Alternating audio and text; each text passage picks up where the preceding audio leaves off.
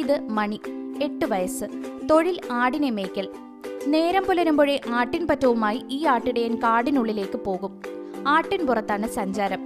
ഇടയ്ക്ക് കണ്ടുമുട്ടുന്ന കാട്ടുകുരങ്ങന്മാരോട് ചെങ്ങാത്തം കൂടും.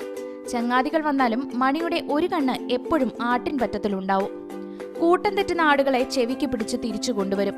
മുട്ടനാടുകൾ ഇടികൂടുമ്പോൾ പിള്ളേരല്ലേ പോട്ടെ എന്ന് മണി വിചാരിക്കും.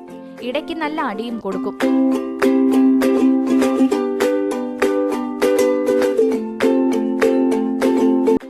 ആരും പരിശീലനം നൽകിയിട്ടല്ല മണി ആട്ടിടയനായത്. ആടുകളെ പരിപാലിക്കുന്നത് തന്റെ ഉത്തരവാദിത്വമായി മണി സ്വയം ഏറ്റെടുക്കുകയായിരുന്നു. പരിക്കുകളോടെയാണ് അവനെ കിട്ടിയത്. 2 ദിവസം ട്രീറ്റ് ചെയ്ത് നമ്മളവനെ പുറത്തിറക്കി വിട്ട ദിവസം അവൻ ആട്ടുംകൂട്ടിലേക്ക് പോയി കയറി. പിന്നെ അങ്ങോട്ട് ആട്ടിടയനായിട്ടാണ് അവനെ കാണുന്നത്. ഇതുവരെ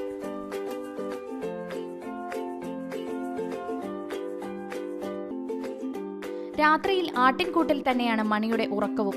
ഇടയ്ക്ക് അല്പനേരം മണിയെ കണ്ടില്ലെങ്കിൽ ആട്ടിൻകൂട്ടത്തിലും ആകെ അങ്കലാപ്പാണ്. എത്ര കുസൃതിക്കാരായ ആടുകളും ഈ ആട്ടിടയൻ പറയുന്നതിനപ്പുറം പോവില്ല.